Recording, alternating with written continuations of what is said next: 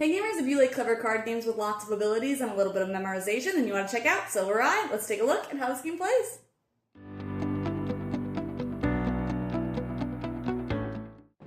In this game, players are trying to have the lowest score because your score will correspond to how many werewolves are in your village. So you don't want werewolves in your village, so you want to have the lowest score in order to win. Each round will start with players getting a village of 5 cards down in front of them, and they'll look at any 2 that they want. So maybe I'll look at these 2. So I've got an 8 and a 3, and then I'll just put them back face down. And then you can kind of say them to yourself to memorize where they are, things like that. And hopefully you don't forget. But the point is that it's going to be some memorization there. Then players will go ahead and start taking turns. So when it is your turn, you can draw a card from the deck or from the discard pile. If you draw from the deck and you get something that has an ability like this, then you can use the ability when you discard it to discard one of your cards. So maybe I'll go ahead and discard this. That was pretty good.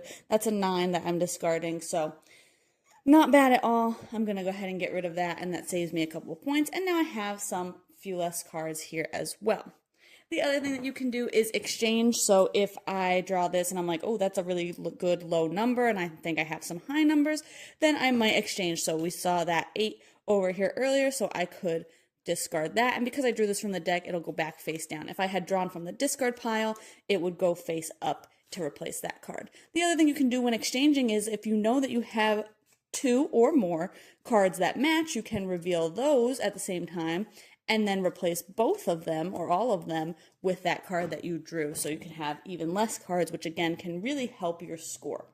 The other thing that you might do during your turn is if you have 4 or less cards, call for a vote. So I only have 3 cards, maybe my opponents have a couple more, and I'm hoping I have the lowest score for the round. So then I'm going to go ahead and call for a vote. Every other player will get 1 more turn, and then we'll go into scoring where we'll flip over any cards that aren't already flipped over, and we'll go ahead and add those up. So in this case, I did have a really high number hiding there, which isn't great. So I'd have 13, 16, 18 points for the round. If I do have the lowest score, then I will score 0 for the round. If I do not have the highest score because I called for a vote, I'll get whatever my score is here plus 10. So that can be a risky move if you haven't seen all of your cards, things like that. If before we went into scoring my village looked like this with this card already face up, this does have a when scoring ability. So if it was already face up before we went into scoring, I'd go ahead and make note of that, like I'm going to be able to use that power. Then I would flip over the rest of my cards where I had some pretty low numbers, which was good, but this one lets me do a Mad Bomber is the name of this card, so I would be able to take both these cards out, so then my score would only be 2, and again, I would adjust that depending on if I had the highest if I had the lowest score or not for the round. Whoever has the lowest score will earn the Silver Eye for the next round, which will give them a special ability. Instead of their turn, they can choose any card that they want from the deck, which can be really helpful if you're looking to make a pair or you're just looking to use a certain ability. And this will go on for 4 rounds, and at the end of the 4 rounds, whoever has the lowest score wins. I think memory games can be pretty tricky. It's very hard to kind of sit there and say, okay, I have an 8, 7, 2, and just kind of keep it in mind, especially when you have other tabletop going on, you want to talk with the people that you're playing with. So that can be a little bit frustrating at times. But otherwise, I think that the game overall works pretty well.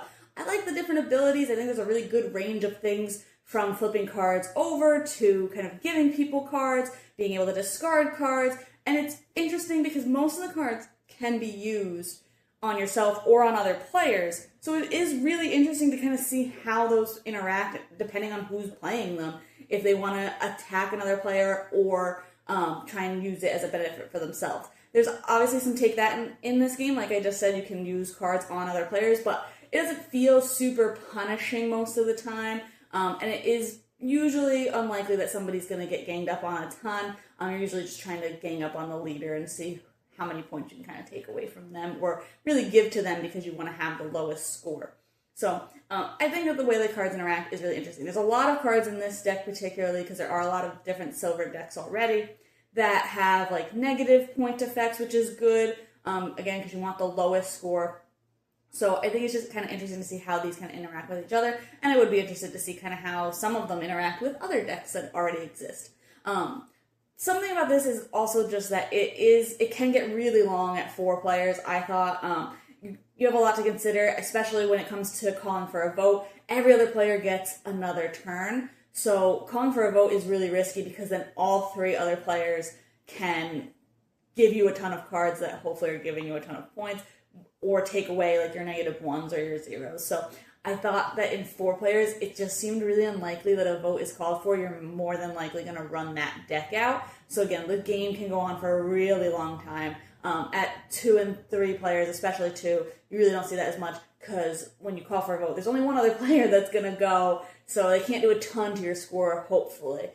So I just thought at 4, it was a little bit too long. But again, there's a lot of interesting card play effects at play here. So I just think that overall, it kind of all works together. I just definitely think, of course, there's a little bit of luck in coming with what you draw, and then kind of how other players are going to interact with each other. So there's a lot going on for such a simple card game, but I think that overall mechanisms work really well. But you can check out my full thoughts on the blog today. Just decide if this one's for you.